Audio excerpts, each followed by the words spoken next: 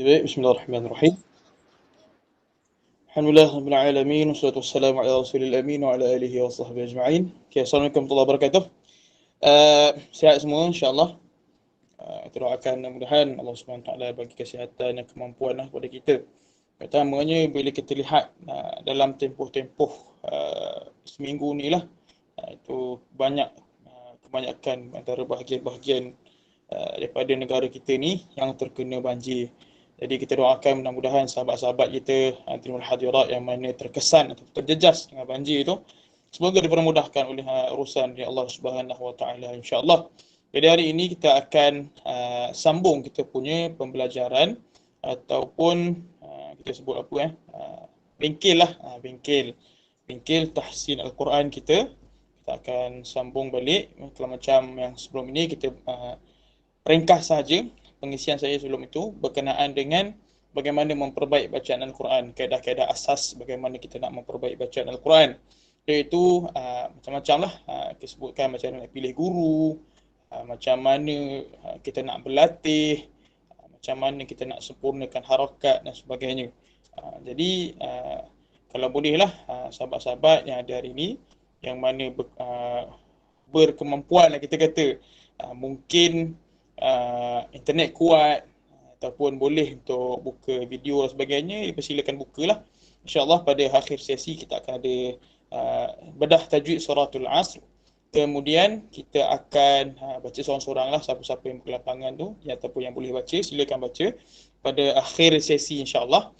Pada awal sesi ni sukalah untuk saya kita perkenalkan sedikit sebanyak berkenaan dengan ilmu tajwid, bahagian daripada ilmu tajwid iaitu ilmu makhraj huruf. Okey, jadi saya akan kongsikan daripada saya punya akaun yang satu lagi ni. Saya akan share lah. Sekejap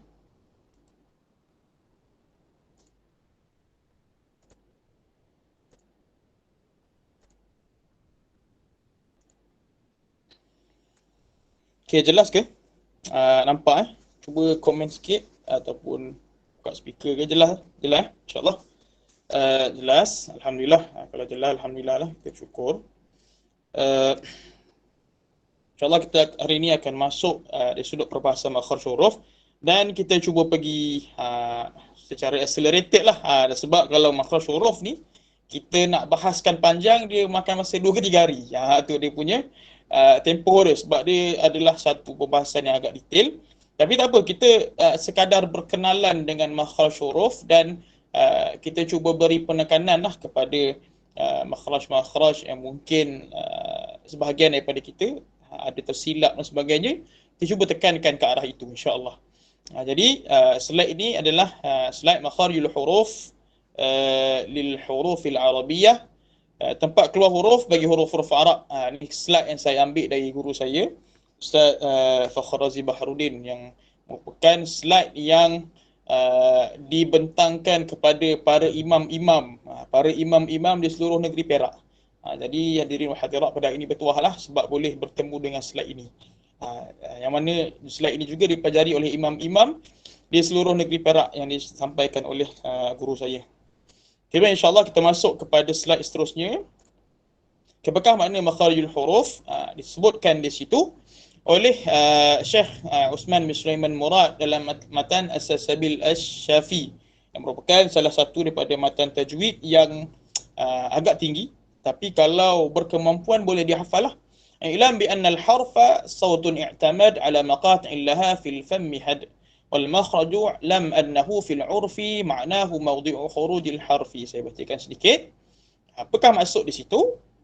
Ketahuilah huruf itu suara yang bergantung atau berpandukan pada tempat-tempat yang putus padanya di dalam mulut dengan batasan yang tertentu. Ini maksud daripada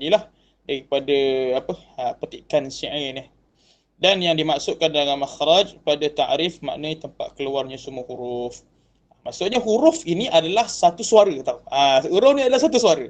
Sebab apa? Kalau kita tak ada suara, huruf tu takkan keluar. Huruf itu adalah suatu suara yang bergantung kepada bahagian-bahagian daripada mulut kita. Itu maksud dia. Itu huruf. huruf suara yang bergantung pada bahagian-bahagian pada mulut kita. Bahagian-bahagian tu kat mana? Dekat situlah adanya 5 makhraj itu. Okey, kita masuk kepada yang ni kita skip lah. Ni skip, mungkin bahagian tak berapa penting. Okey, ini bahagian dia. Jelas nampak? InsyaAllah. Ada 5 bahagian makhraj ataupun tempat keluar huruf itu ada 5 bahagian. Dalam huruf hijaiyah ada 5 bahagian ini sahaja. Yang pertama namanya al-jawf. Al-jawf ini adalah istilah pendeknya rongga lah kita panggil. Rongga. Istilah panjang dia rongga kerongkong hingga rongga mulut. Sepanjang-panjang kita punya mulut ini. Tempat keluarnya daripada peti suara ini ke mulut. Itulah yang namanya al-jawf. Al-jawf. Al-jawf ini ulama sebut bahawa ianya adalah satu makhraj yang disebut makhraj al-muqaddar. Makhraj al-muqaddar iaitu makhraj yang kita anggarkan dia adalah dekat dalam mulut kita ni. Kita anggarkan adalah dia sepanjang-panjang huruf yang terlibat dalam al-jawf ni adalah dia keluar sepanjang-panjang mulut kita ni. Kat mana yang betul spesifik tak tahu. Tapi kita takdirkan dia ada dekat dalam ni dia ada. Tu rongga tu adalah makhraj al-jawf. Al-jawf kita sebutlah apa huruf-huruf dia. Kemudian yang kedua adalah al-halaq. Al-halaq ini tenggorokan ataupun namanya halqum. Ataupun kita panggil kerongkong kot. Istilah Melayu ni biasa panggil kerongkong lah rasanya. Tu makhraj al-halaq. Ketiga al-lisan. Al-lisan adalah lidah. Lidah kita. Iaitu ada 3 bahagian daripada lidah. Yang pertama pangkal lidah. Kedua tengah lidah dan ketiga adalah hujung lidah. Itu 3 bahagian utamalah yang melibatkannya sebutan huruf-huruf tertentu. Dan yang ketiga 2 bibir.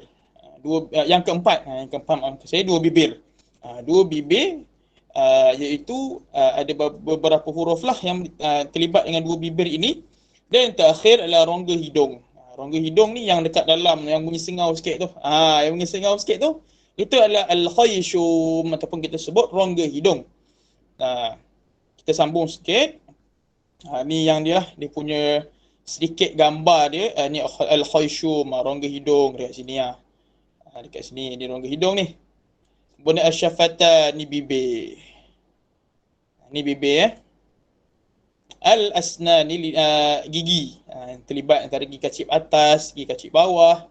Antara tempat yang selalu digunakan ataupun antara huruf-huruf antara tempat yang mana huruf banyak keluar. Dan al-lisan, lidah kita sepanjang-panjang lidah ni. Sepanjang-panjang lidah. Kemudian al-jawf. Al-jawf, rongga kerongkong hingga rongga mulut sepanjang-panjang ni. Al-jawf ni. Tengok panjang. Panjang ni. Ni adalah al-jawf. Kemudian al-halaq. Al-halaq halqum. Ada 3 bahagian juga. Okey ni. Saya sharekan. Pendapat Imam Ibn al-Jazari dan Al-Khalil bin Ahmad Al-Farahidi tentang makhrajnya sebagai huruf Arab ada 17. Kemudian Imam Sibawai berpendapat ada 16. Kemudian ada lagi yang berpendapat ada 13, tak silap saya. Imam Qutrub beliau berpendapat ada 13. Tapi kita yang terpakai yang masyhur ada 17 ni lah. Iaitu Al-Jawf ada 1, Halaq ada 3. Ada 3 makhraj. Al-Halaq. Al-Lisan ada 10. 10 makhraj dekat sini. Al-Lisan ada 10. Al-Syafatan 2 dan Al-Khayshum ada 1 sahaja. Al-Khayshum rongga hidung ada 1 sahaja. Al-Syafatan ada 2, Al-Lisan ada 10. Paling banyak dekat Al-Lisan. Kita tengok Al-Jawf. Okey, apakah huruf yang keluar daripada Al-Jawf? Okey, yang keluar daripada huruf Al-Jawf adalah huruf mad dan lin. Ni, ia keluar dengan getaran pada peti suara. Di anak tekak disertai mulut yang terbuka bagi huruf alif dan lidah berada dalam keadaan rehat. Itu huruf al-jawf. Itu huruf alif wawiyah yang mad. Itu huruf al-jawf. Huruf alif wawiyah yang mana ianya adalah huruf mad. Adapun kalau huruf waw dan juga ya yang bukan huruf mad, keluarnya di tempat yang lain. Keluarnya di tempat yang lain. Waw. Waw keluar dia dari bibir. Bibir dimuncungkan. Jadilah huruf waw. Dan juga ya. Ya ni kita nak sebut makhraj dia di tengah lidah. Kita akan lalu aja lah insya-Allah. Okey, pengucapan huruf dengan ni tak apalah. Jadi mungkin tak perlu. Ni tentang al-waw, kat mana waw ni. Kemudian yang ni al-ya, al-ya sama juga al-jauf juga. Iaitu kita baca alif waw dan ya ni daripada al-jauf itulah. Iaitu dalam keadaan peti suara terbuka dan sebagainya lah. Ni ada dia punya penjelasan detail dia. Nanti insya-Allah saya kongsikan slide lah kepada penganjur. Dia memang slide guru saya dan beliau memang izinkanlah untuk kongsikan slide ini insya-Allah. Mudah-mudahan hadirin wal hadirat boleh ambil faedah daripada slide ini. Kemudian yang ni kita ringkaskanlah. Okey, rongga jauf ini keluarnya huruf-huruf mad. Ni mungkin tak berapa penting sebab dia bukan antara komponen yang, kalau kita kata komponen tak utama lah. Cumanya kita pun tak tahu huruf dia keluar daripada mana. Sebab dia kita takdirkan dia ada. Itu al-jauf. Okey. Tamamul harakat mungkin tak berapa jelas ataupun tak berapa penting sangat. Saya dah sebutkan pada sesi yang lepas lah. Iaitu itmamul harakat, bagaimana kita menyempurnakan harakat tu. Kalau kita bacaan yang berbaris depan kita sempurnakan dengan muncung. Tu yang saya sebut itulah. Fala yatimma ila bidhammi syafatayn, dhamma yang berbaris di bawah dengan direndahkan rahang, wa dun khifadhi min khifadhi lil fami wal maftuh bil fathi fahmi. Yang baris depan kita buat macam mana? Kita buka mulut. Ba, ta. Itu cara untuk sebut huruf yang berbaris di hadapan. Itu yang baris di atas. Maafkan saya. Huruf yang berbaris di atas dengan cara kita buka mulut.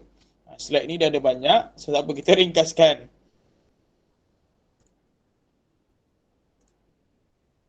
Okey, ni tekak. Tekak ni antara komponen yang perlu diberi penekanan. Sebab apa? Huruf-huruf, ni boleh tulis lah kot.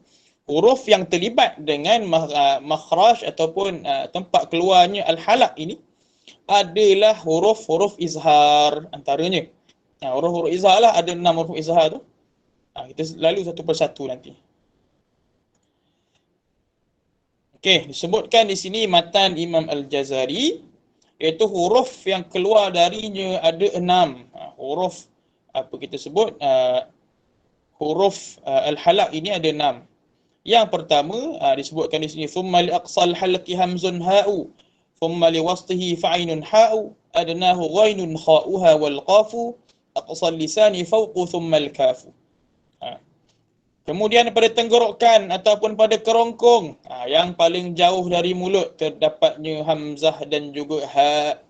Itu ha yang apa kita sebut? Ha bulat. Ha bulat.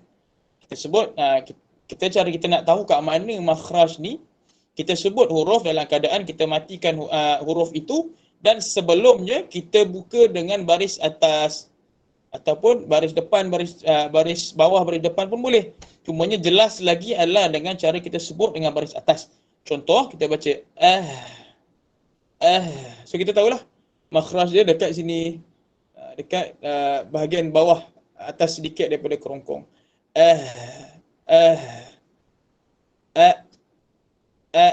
Macam tu. Makhraj huruf hamzah dan juga huruf ha, iaitu pada kita sebutkan sebagai aqsal halaq ataupun kita kata pangkal lah, pangkal halkum. Istilah dia pangkal halkum secara mudahnya kita sebut. Okey, panjanglah ini. Pangkal kerongkong atau tekak keluarnya huruf hamzah dan juga huruf ha. Cara mengucapkan huruf hamzah adalah dengan menggetarkan suara, menggetarkan serta membuka peti suara ketika berharakat dan menutup peti suara ketika sukun. Inilah disebutkan kaedah dia. Ketika kita sebut huruf ha, huruf hamzah dan juga huruf ha.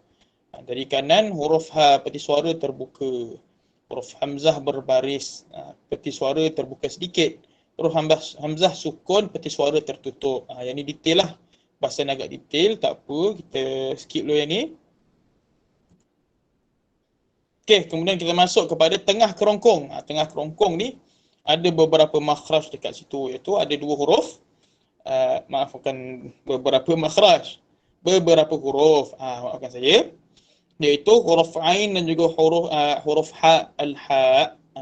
Huruf ain dan juga huruf ha. Contoh kita baca ataupun ha yang mana tu? Ha yang pedas. Ha yang pedas kita baca ah, dia baca macam tu. Bunyi dia. Itu keluar dari tengah halkum. Tu ha yang pedas. Ni disebutkanlah dia punya panjang-panjang dia punya perbahasan, tak apa yang ni. Terusnya adalah hujung kerongkong. Hujung kerongkong ada dua huruf juga, iaitu atas sedikit daripada tengah kerongkong. Ada dua huruf, iaitu huruf ghain dan huruf kha. Kita baca macam mana? Dia baca, dan juga ghain dan juga kha. Dia ni letak di hujung kerongkong. Ni bahagian dia ni. Hujung kerongkong kat mana? Ni bahagian dia. Al-ain, al-kha dekat sini, ada al-ain kat sini. Sama je lah, tempat dia sama, cuma berbeza pada sifat. Contoh bila kita sebut huruf kha, kita punya pangkal lidah kita diangkat. Al-ain tak, dia al-ghain pun sama. Al-ain maaf. Dan ain lah dia ghain, al-ghain kat sini. Sama juga kita angkat. Jadi keadaan dia sama di sini. Al-ghain dan juga al-kha. Kita baca al. Dan satu benda yang mungkin kita kata perlu bagi penekanan lah. Perlu bagi penekanan sedikit. Ketika mana kita sebut huruf kha dan juga huruf al-ghain, jangan kita muncungkan. Kita tak baca tak, bukan tak. Kita baca biasa je. Mulut kita dalam keadaan yang biasa.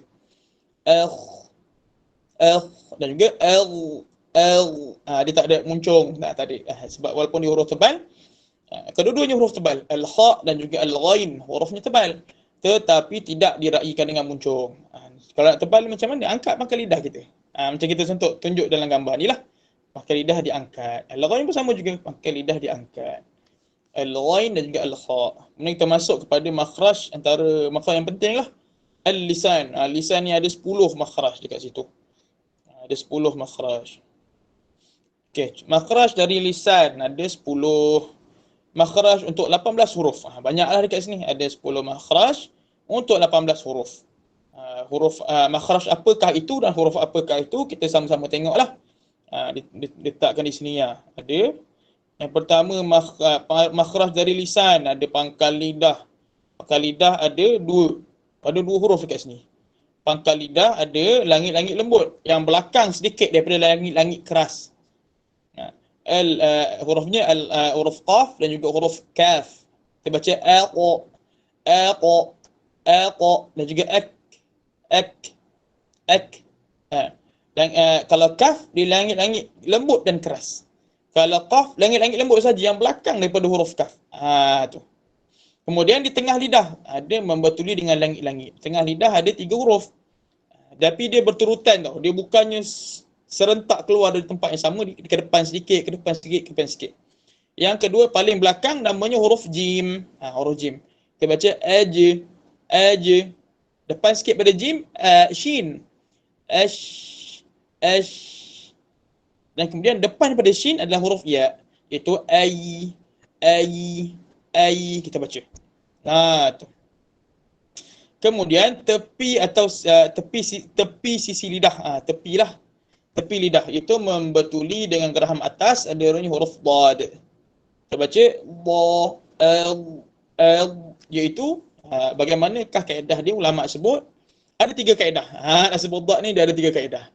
Yang pertama kaedahnya kita gigi geraham tepi lidah ke tepi gigi geraham sebelah kanan, ataupun kedua kaedahnya sebelah kiri. Kaedah ketiga adalah kedua-duanya. Tapi kaedah ketiga ni agak susah lah. Sebab kita nak buat macam mana tau? Kita nak kembangkan lidah kita tu betul-betul. Jadi apa yang saya selalu buat adalah di sebelah kanan. Jadi kalau ada sahabat-sahabat yang boleh buat di sebelah kiri, boleh buat sebelah kiri. Tapi biasanya yang susah adalah nak buat di kedua-dua. Susah, dia berat sikit lah. Jadi huruf tu akan sedikit berat. Kalau kita buat di sebelah kanan, contoh tu dad. Dan dad ni juga kalau kita sebut tu, mulut jangan kita muncungkan ataupun sengetkan, dia tak perlu. Mungkin adalah sahabat-sahabat kita di sini yang mungkin pernah belajar. Kalau huruf dad ni perlu muncung-muncung macam tu kan. Tak ada yang istilahnya muncung-muncung tu, tak ada sebenarnya. Hadirin wal hadirat. Sebab apa? Dad dia bukan huruf syafatain. Tak ada muncung-muncung. Tak ada tak. Waladda.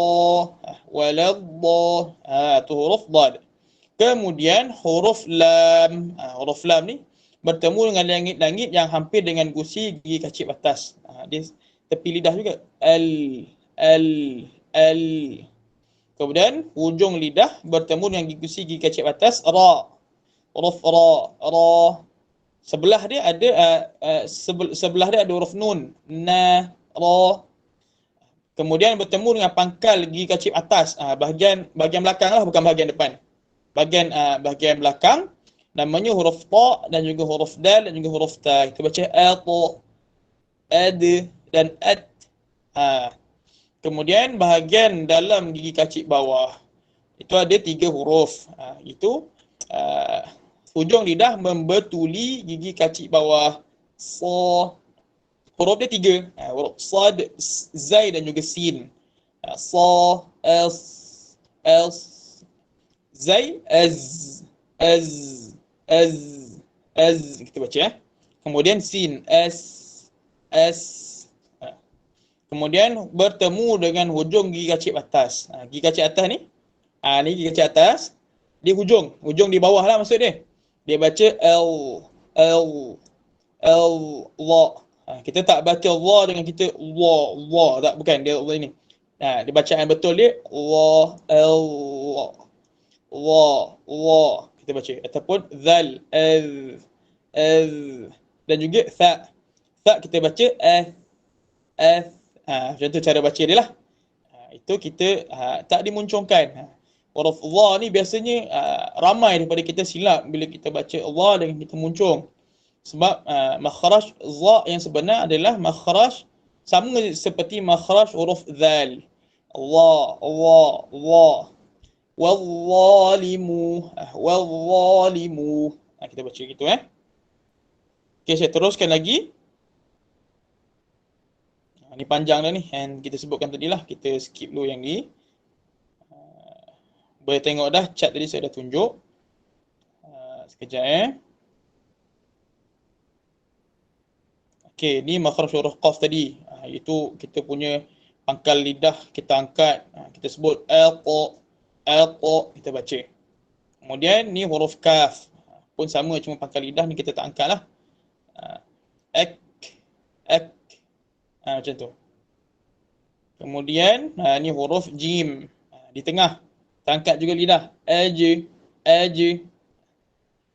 Ni shin. Shin sama, tempat dia depan sedikit daripada huruf jim. Ash. Kita baca Kemudian ay. Iaitu al-ya' ghairu maddiyah. Huruf ya yang tidak yang bukan huruf mad. Yang bukan huruf mad. Dia baca dengan ya, yang mana kita baca dengan kita angkat tengah lidah kita ke langit-langit. Ay. Macam tu cara dia. Kemudian ni huruf perbandingan huruf jim, shin dan juga ya. Sini adalah tadi makhraj dad di sini. Itu hafatul lisan, tepi lidah membetuli tepi gigi geraham. Sama ada kanan, sini kanan, ataupun kiri, sini kiri. Ataupun kedua-duanya. Tempat dia Kemudian ni sini, ni huruf lam. Kita baca ni tempat dia kat mana kita punya lidah ni. Sini. Ila muntaha tarfihi. La kita baca. Kemudian di sini huruf lam tadi. Ni lam tebal dalam nipis, ini mungkin tak berapa inilah. Tak berapa ditekankan. Nun tadi sebelah dengan ra. Dari hujung lidah membetuli gusi di bawah sedikit dari makhraj huruf lam serta dengung pada rongga hidung. Nun dia ada 2 makhraj, iaitu makhraj di al-lisan satu, iaitu inilah sebagaimana kita tahulah sebelah huruf ra, dan ada satu lagi makhraj menyempurnakan dia adalah makhraj al-khayshum, rongga hidung. Iaitu adanya mim dan nun, dengung pada mim dan nun tu keluarnya daripada rongga hidung. Tu. Kemudian huruf ra. Huruf ra ni selalu kadang-kadang kita tersilap masa kita nak sebut tu. Jadi yang betul, kita nak sebutkan ra yang betul, macam ni lah. Kita angkat kita punya pangkal lidah, kemudian angkat kita punya hujung ke langit-langit atas. Langit-langit keras. Hanakil a'la tadi. Ra. Kita angkat ke gusi ni. Lithah. Dia berdekatan dengan makhraj nun. Kita sendalkan di gusi.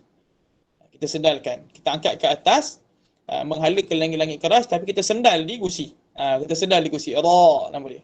Dia jadi tebal. Dia akan jadi tebal. Kita tak baca ra. Itu salah. Sebab apa? Ra yang macam itu, disebabkan kita tak angkat kita punya pangkal lidah kita. Sebab kita tak angkat, dia jadi bunyi itulah. Dia bunyi ra. Itu bunyi ar dalam bahasa Rumi. Adapun dalam bahasa Arab, dia akan baca ra. Satu lagi, bila baca ra, dia tak ra. Tak, dia ra. Biasa sahaja.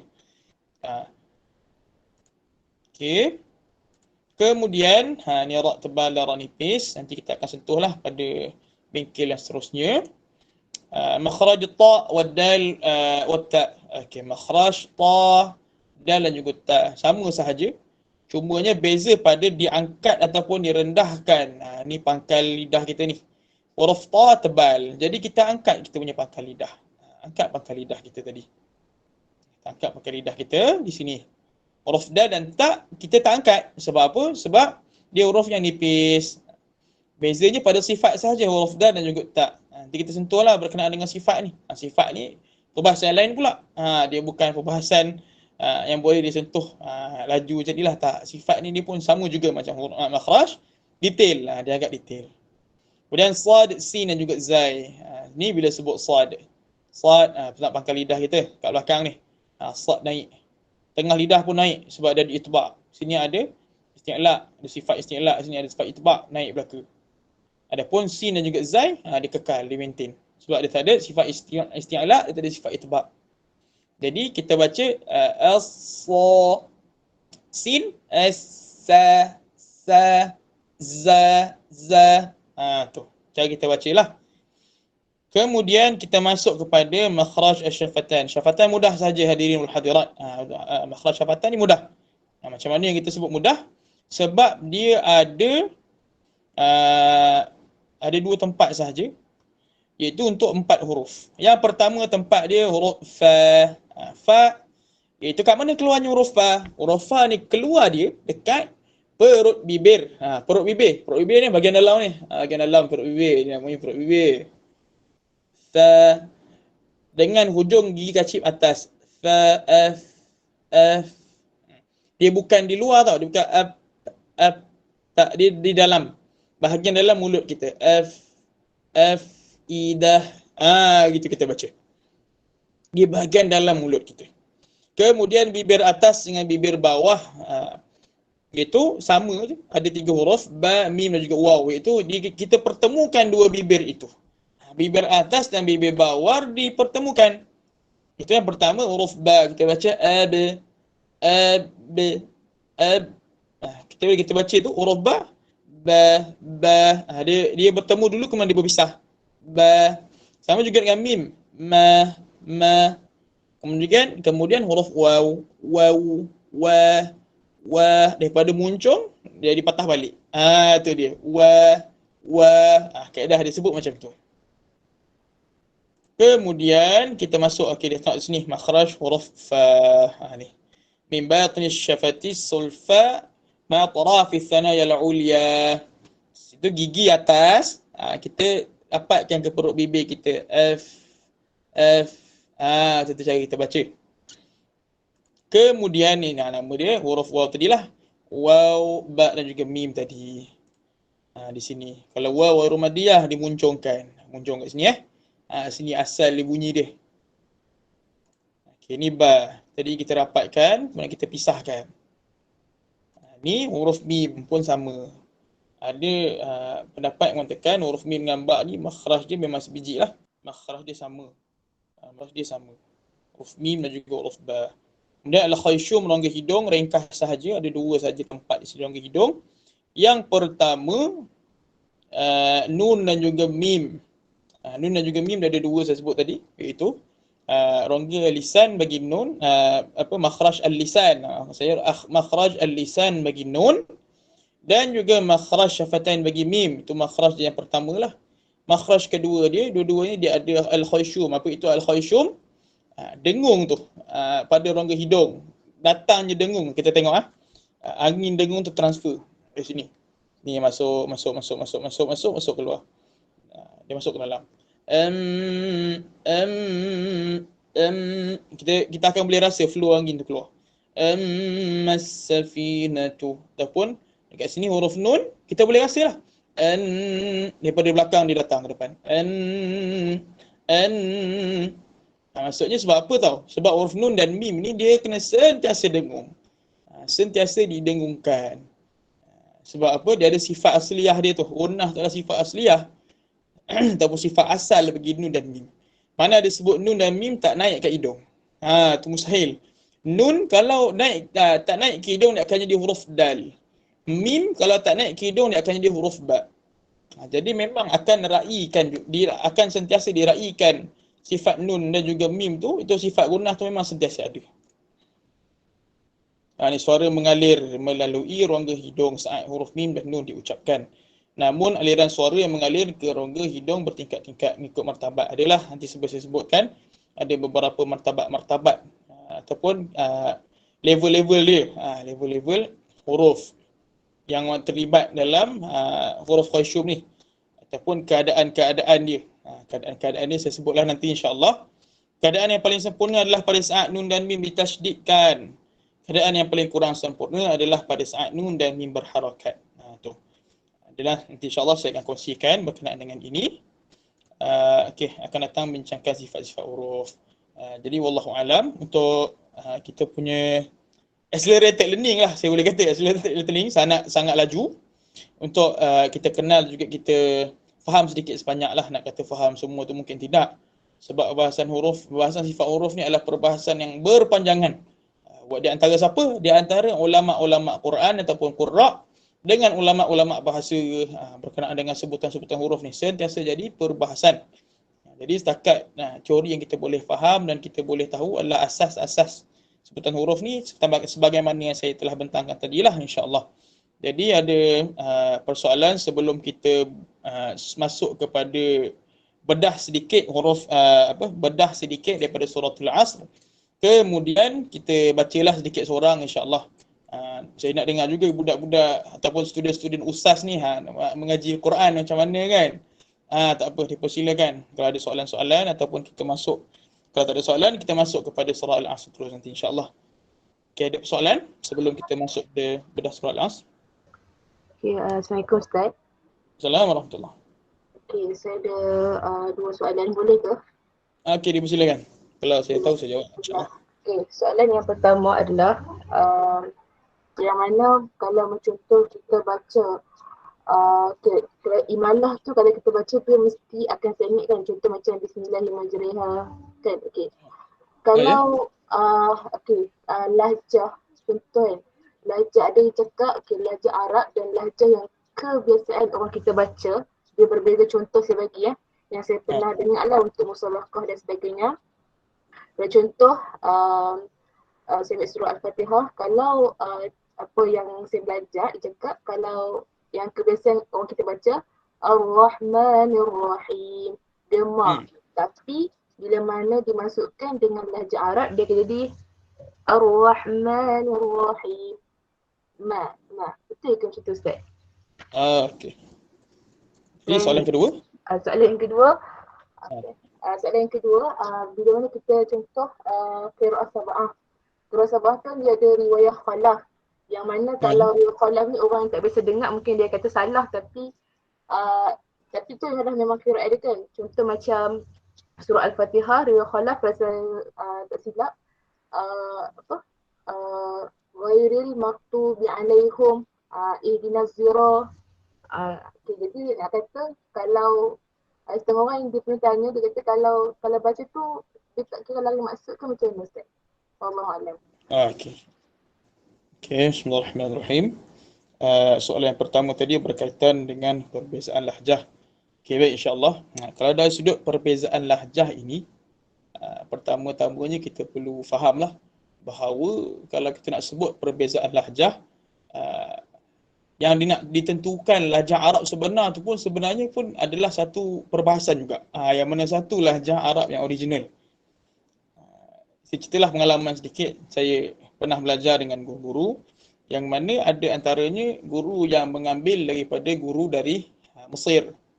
Ada antaranya guru yang mengambil dari gurunya di Syria. Ada antaranya guru yang mengambil dari gurunya di Yaman.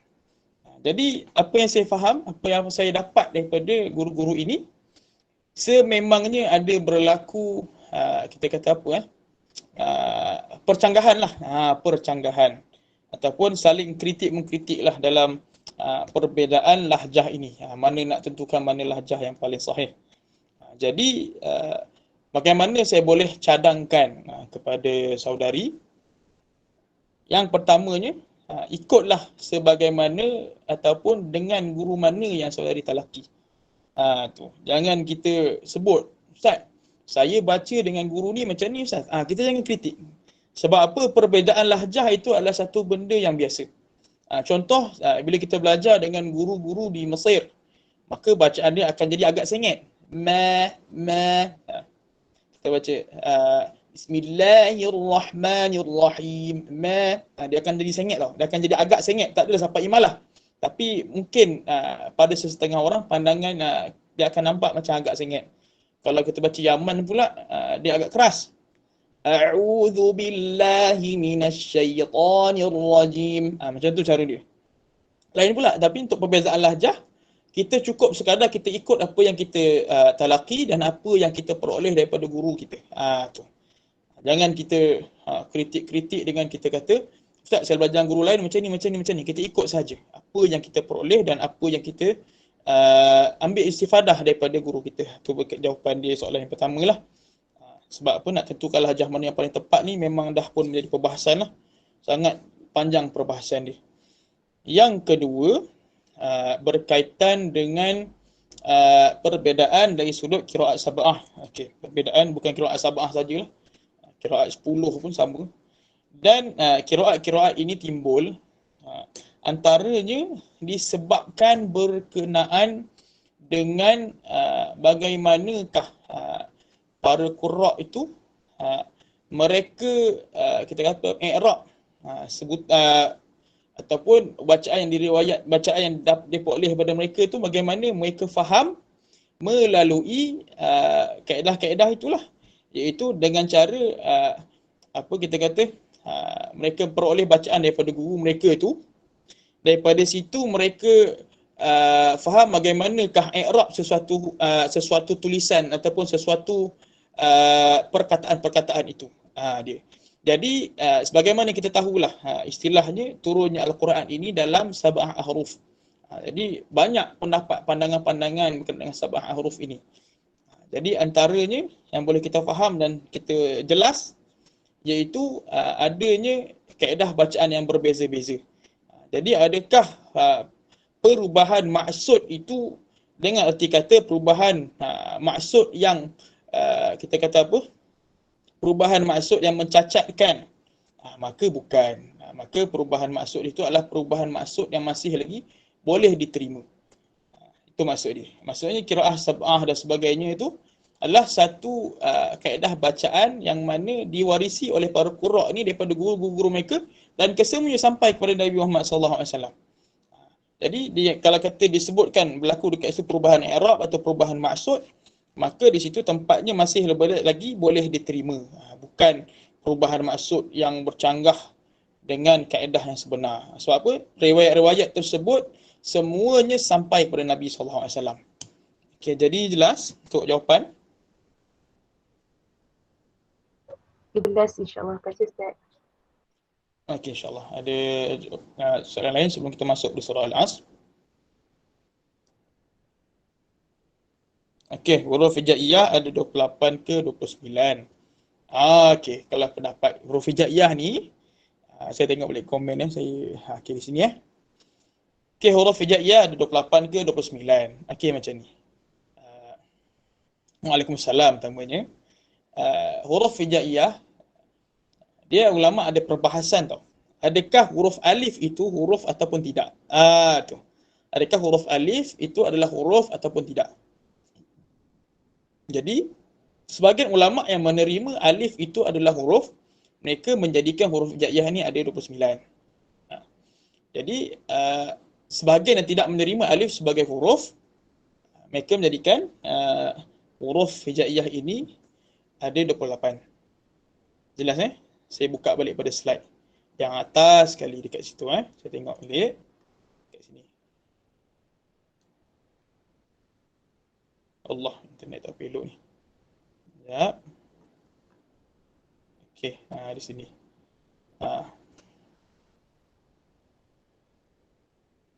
Inilah. Huruf bentuk alif ada di awal deretan hijaiyah adalah huruf hamzah. Ni. Ada sebahagian yang menerima alif sebagai huruf dan ada sebahagian yang tidak menerima alif sebagai huruf. Sebab apa? Kemampuan alif itu. Alif ada yang tidak boleh menerima harakat. Alif tidak boleh menerima baris. Itu kemampuan yang ada pada alif. Alif kalau nak menerima baris mesti ada hamzah. Jadi ada sebahagian ulama yang tidak meletakkan alif ini sebagai huruf.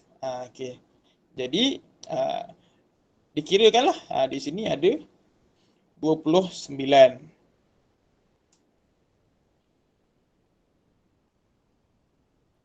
Di sini ada 29 diletakkan. Boleh tengoklah, saya akan serahkan berkenaan dengan ini. Slide ni saya akan bagi kepada penganjur insya-Allah. Okey, seterusnya berkenaan dengan apa tadi? Huruf dad siapa bagi soalan tadi Okey, soalan huruf dad.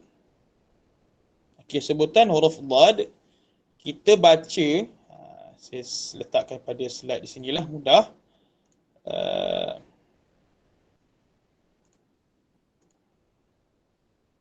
Okey, dad Ni dad dia membetuli dengan geraham atas. Okey, di sini dad. Ni kaf. Lihat. Dad. Okey, ni dad Okey, saya kecilkan sedikitlah untuk jelas. Okey, ni tepi daun lidah. Tepi daun lidah sama ada kiri atau kanan. Membetuli gigi geraham atas. Tepi lidah lah maksud dia, tepi lidah membetuli tepi gigi geraham sebelah atas. Kita baca sama ada di sebelah kanan. Ni kanan di sebelah kanan ataupun di sebelah kiri. Ni kiri. Ataupun kedua-duanya. Sama ada iaitu kita luaskan lidah kita ini dengan cara kita angkat ke atas dan kita besarkan tapi cara itu dia agak susah. Bagi orang yang mungkin lidah dia tak berapa lebar tu susah. Itu kaedah yang ketiga. Jadi yang lebih mudah adalah kita rapatkan sama ada ke kanan ataupun rapatkan ke kiri. Tepi lidah membetuli tepi gigi geraham sebelah atas sama ada kanan atau kiri. Dan satu benda yang kita perlu beri kata-kata tambihat ataupun perhatian lebih, jangan kita sebut dad dengan dalam keadaan muncung. Sebab orang selalu sebut waladdah, padahal dad bukan huruf syafatain. Dad bukan huruf lidah. Bukan huruf bibir, maaf saya. Dad bukan huruf bibir. Jadi dad sebutan dia kita sebut macam ni tadilah. Waladdah. Bagaimana nak tahu sebutan huruf dad yang betul? Yang pertama, dia tidak melibatkan apa-apa pun berkaitan dengan bibir kita. Kita kena ingat yang tu. Dad yang betul tidak melibatkan bibir kita. Yang kedua, dad yang betul ini adalah nanti kita akan sentuhlah berkenaan dengan sifat. Dad yang bersifat rakhawah ataupun dad yang mana suaranya tidak tertahan. Tu dad yang betul. Sebab apa? Rakhawah ni lawannya syiddah. Syiddah ni suara tertahan. Dad rakhawah dia tidak tertahan. Contoh kita baca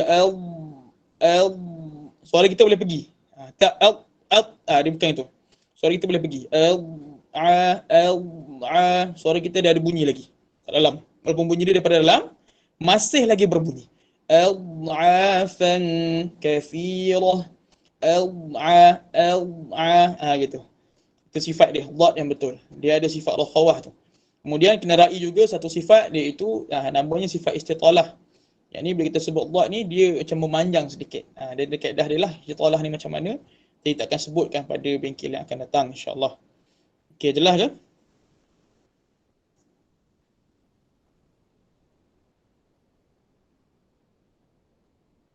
Okey, baik, insya-Allah, alhamdulillah. Saya rasa dalam pukul 10 kita masuk sedikitlah berkenaan dengan apa nama dia? Kita bedah sedikit tajwid surah Al-Asr. Saya minta izin untuk apa nama? Stop presenting jap. Saya masukkan untuk slide pula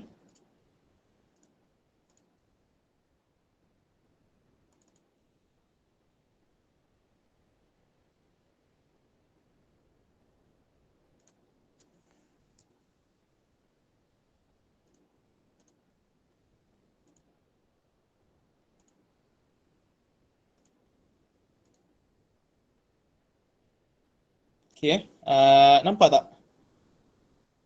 Bedah tajwid surah Al-Asr. Jelas? Nampak Ustaz, jelas. Okey, insya-Allah. Okey, okey di sini. Yang pertama kita masuk kepada kita skip tu bismillah. Bismillah mungkin saya dah terangkanlah yang pada sesi lepas. Kita masuk pada ayat pertama dari surah Al-Asr.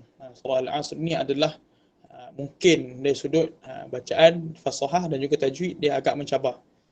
Sebab apa? Dia ada itu bacaan dia yang ujung tu tau. Bacaan dia masa kita nak waqafkan huruf tu macam mana. Jadi yang pertama antara perkara kita perlu beri perhatian ketika mana kita membaca surah Al-Asr. Yang pertama adalah waw. Waw yang paling awal sekali. Itu kita panggil wal qasam. Waw yang paling awal kita baca wal asr. Wa, jangan kita baca dengan wal. Kita baca betul-betul, sebut betul-betul, sebiji-sebiji. Sebab dia waw yang berbaris atas, maka mulut kita kena buka. Wal asr. Itu huruf waw. Kemudian yang kedua huruf lam. Huruf lam ni kita nipiskan. Nak nipis dan juga huruf lam kita bagi sifat tawassut pada dia. Kita bagi sifat tawassut. Tak perlu kita baca dengan syiddah. Baca dengan laju, tak perlu. Baca dengan zaman huruf yang laju tidak. Zaman huruf dia agak lambat. Kita baca wal asr. Dia tidak melantun lam dia tu, bukan wal asr. Dia wal asr. Tu huruf lam. Yang ketiga huruf sad ditebalkan. Sebab apa? Sad ni dia ada sifat isti'la dan itbaq. Kedua-duanya sifat yang berat. Sifat yang berat. Itu isti'la itu diangkat pangkal lidah dan itbaq diangkat keseluruhan lidah. Disukunkan dengan sempurna. Sifat-sifat huruf sad diraikan. Kita akan baca asr. Bukan bunyi dia. Macam tu. Sad dia tebal. Dia berbeza dengan sin. Sin nipis ke wal asr. Wal asr. Sad tebal. Sin nipis. Sin dia ada istifal dan dia infitah. Dia bukan sad. Sad tebal. Jadi kita sukunkan dengan sempurna. Sifat-sifat huruf sad kita raikan. Itu. Kemudian huruf ra. Huruf ra ini ketika disukunkan kerana waqaf dia baca tebal. Sebab apa ra ni jadi ra yang tebal ketika waqaf? Kerana sebelum ra itu ada huruf sad yang berbaris sukun dan sebelum sad ada huruf ain yang berbaris atas. Jadi kita baca tebal. Wal asr. Baca tebal. Ketika diwasalkan dibaca nipis. Wal asri. Wal asri innal insana lafi khusr. Tu. Dan antara perkara yang kita perlu beri perhatian, ni mungkin ramai antara kita yang ada melakukanlah kesilapan teknikal begini, iaitu ketika mana kita baca surah Al-Asr, kita raikan kedua-dua huruf sad yang sukun dan ra sukun yang mendatang tu. Ra mati yang mendatang tu kita raikan dua-dua. Jangan kita semata-mata kita nak rai huruf sad, kita tinggalkan huruf ra tak bunyi langsung. Tak boleh. Kita baca dengan sad yang berbunyi, sad yang disukunkan itu berbunyi dan dikekalkan sifatnya, dan ra pun sama. Yang berbunyi dan dikekalkan sifatnya. Bagaimana kita nak baca? Contoh saya sebutkan cara dia. Wal asru. Asru. Ada bunyi ra hujung. Ra yang tebal. Dia bukan ra yang nipis. Asr. Tak. Asru. Asru. Dia bunyi ra yang tebal. Itu kaedah dia ketika mana kita baca pada hujung. Wal asru. Bunyi dia. Kemudian pada ayat yang kedua. Ayat yang kedua. Innal insana lafi khusr. Iaitu yang pertama, memelihara gunnah pada nun yang bertanda sabdu. Tu. Sebab apa saya sebut nun yang bertanda sabdu? Sebab apa? Sebab kita bukan, ini tanpa kita menafikan ke apa yang selalu kita belajar lah. Tapi berkenaan dengan perbahasan nun, suka saya jelaskan di sini bahawa tidak ada sebenarnya yang namanya wajibul gunnah. Dalam perbahasan tajwid, kitab-kitab ulama yang tidak disebutkan berkenaan dengan wajibul gunnah. Yang disebutkan adalah nun wal mim al musyaddadatain. Nun dan mim yang bertanda sabdu. Tidak ada yang namanya wajibul gunnah. Itu maksud dia. Tidak ada yang namanya wajibul gunnah, dan sebab apa gunnah pada nun yang bertanda sabdu ini kita sempurnakan gunnah dia. Sebab nun dan gunnah yang pada nun yang bertanda sabdu ini, dia adalah, kalau kita sentuh tadi, berkenaan dengan martabat-martabat tu. Saya ada sebutkan pada hujung perbahasan tentang makhraj dan martabat-martabat gunnah tu pada khayshum. Jadi nun yang bertanda sabdu ni adalah martabat yang paling tinggi, ataupun nama martabat dia kita sebut akmal. Iaitu pada dua tempat. Nun dan mim yang bertanda sabdu, dan nun dan mim yang diidghamkan. Tu. Nun dan mim yang diidghamkan, dan nun dan mim yang bertanda sabdu. Itu martabat yang paling tinggi, level gunnah dia akmal, paling sempurna. Kemudian adanya gunnah al-kamilah. Al-kamilah ni level 2. Itu nun dan mim yang tergantung atau terkandung padanya hukum ikhfa. Tu level 2. Level dengung dia level 2, sebagaimana tengok sini insana. Dia tidak sampai kepada level dengung huruf nun yang bertanda sabdu ini. Innal insana lafi khusr. Tu level nun yang kedua, martabat gunnah kamilah. Yang ketiga adalah al-gunnah al-naqisah nama dia. Iaitu level nun dan mim yang bertanda sukun. Itu yang ketiga. Dan yang terakhir adalah gunnah al-anqas. Iaitu nun dan mim yang berbaris atas, bawah atau hadapan. Ini kadar gunnah dia paling sikit. Sebab itu kalau kita perhalusi lagi perbahasan ulama berkenaan dengan nun dan mim ini, ataupun hukum dia kata apa, hukum nun sakinah dan mim sakinah ini, tidak ada perbahasan ulama berkenaan dengan perkara ini, tidak disebutkan oleh ulama bahawa kadar gunnahnya 2 harakat. Melainkan kitab-kitab ulama yang terkemudian.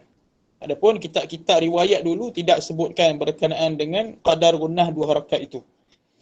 Tapi kadar gunnah bergantung kepada apa? Bergantung kepada level tadilah. Contohnya al-gunnah yang al-akmal. Akmal ni paling lama gunnah dia. Innal insana lafi khusr. Saya jelaskan dululah yang tu. Mungkin agak pening lah berkenaan dengan isu tersebut. Dia kadar gunnah dia bergantung kepada level, bukan bergantung kepada harakat. Itu perkara yang disebutkan dalam kitab-kitab riwayat lah. Jadi sebenarnya kaedah yang ulama kontemporari guna itu 2 harakat itu untuk memudahkan orang sekarang lah. Sebab apa? Mungkin lemahnya diri kita, kita tak berapa terdedah dengan martabat-martabat gunnah ni. Jadi ulama nak mudahkan, maka di standardize terus dua harakat. Walaupun pada hakikatnya dia ada martabat-martabat dia lah berkenaan dengan gunnah ni. Kemudian gunnah pada hukum ikhfa hakiki, ni nun bertemu sin ini. Nun bertemu sin ikhfa hakiki ni ada gunnah, kita jelaskan. Maksudnya nun gunnah dia tidaklah sesempurna nun yang ini. Tapi masih lagi ada dengung. Innal insana lafi khusr. Yang ketiga adalah huruf fa dinipiskan. Fa bukan pa. Disebut pada makhraj yang betul. Fa lafi khusr. Khusr, kha baris depan disempurnakan. Sin nipis, khusr. Gitu. Masa sebut nipis, kita nak nipiskan tu, kan kita sebut ha baris depan, tarik balik, khusr. Kita tarik balik, khusr. Kemudian ra ditebalkan ketika waqaf. Sebab apa? Sebelum ra ada sin yang berbaris sukun dan sebelum sin ada ha yang berbaris di hadapan. Ketika waqaf dan dibaca nipis ketika wasal. Sebab apa? Khusrin sebab baris bawah. Kalau kita wasal baris nipis lah. Khusrin illalladzi. Tu pada ayat yang kedua. Ayat yang ketiga, illalladzina amanu wa amilus salihat. Iaitu jelaskan baris huruf lam tidak dipengaruhi huruf dal selepasnya.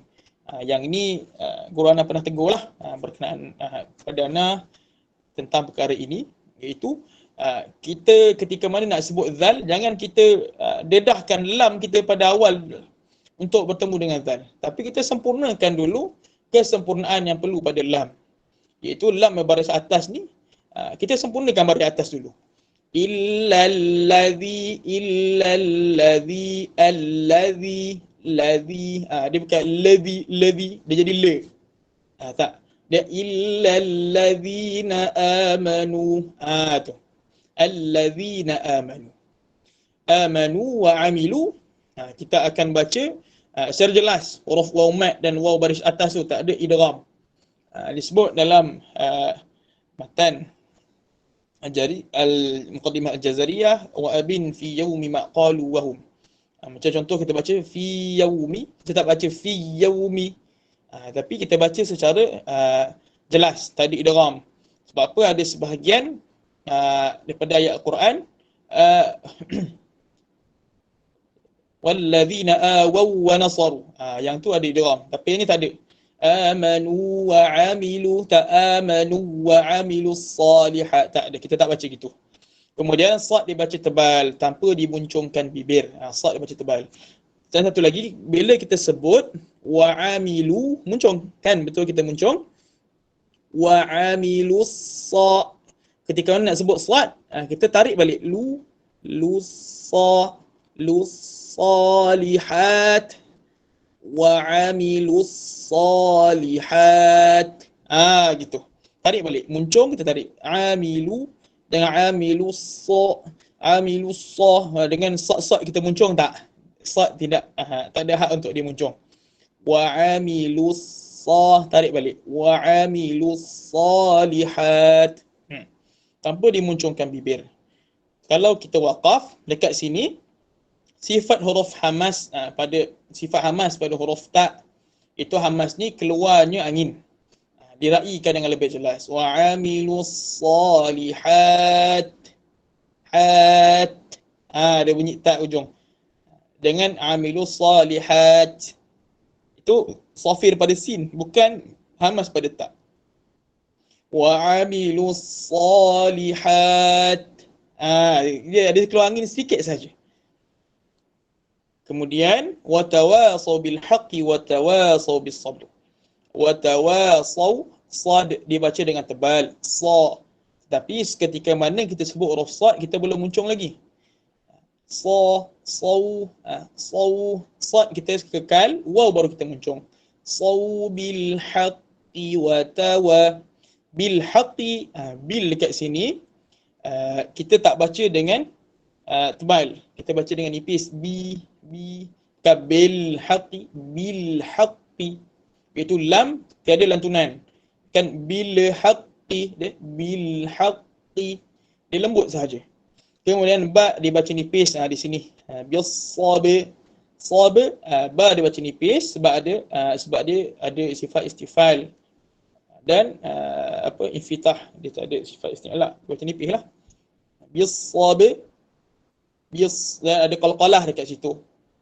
Qalqalah. Bis sabiru, ra dibaca tebal.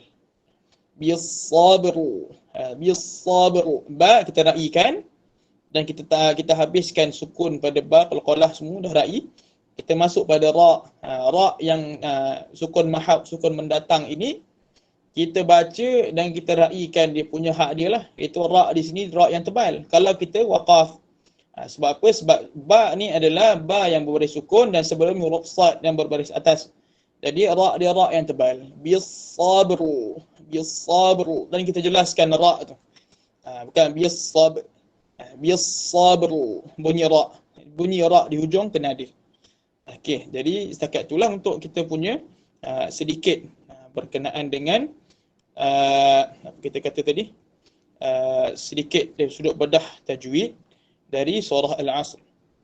Hadirin wal hadirat, satu benda yang kita perlu tekankan dalam pengajian Al-Quran ini, tidak ada yang namanya betul semua kecuali Nabi Muhammad sallallahu alaihi wasallam. Bahkan kalau kata kita talaqi dengan 3-4 orang guru sekalipun, nescaya kita akan dapati walaupun kita talaqi itu atau kita baca itu pada muka surat yang sama, adanya kesalahan-kesalahan yang berbeza daripada guru-guru yang berbeza. Tu. Jadi ala kulli hal, kita patuhlah dan kita ikut apa yang kita pelajari dari guru kita. Mudah-mudahan Allah Subhanahu Wa Taala bagi kemudahanlah kepada kita dan diberikan kepada kita ini kemampuan untuk mempelajari ilmu Al-Quran, khususnya ilmu tajwid lah, sebagaimana yang kita lalu hari ini insya-Allah. Jadi saya setakat itulah untuk kita punya kelas bengkel kita hari ini. Mudah-mudahan kita bertemu lagi pada bengkel yang akan datang. Semoga apa yang kita lakukan hari ini diterima oleh Allah Subhanahu Wa Taala sebagai amal soleh bagi kita yang dapat menyelamatkan kita di akhirat kelak insya-Allah. Yaqul qawli hadza wa astaghfirullahal azim li wa lakum. Wassalamualaikum warahmatullahi wabarakatuh. Insya-Allah.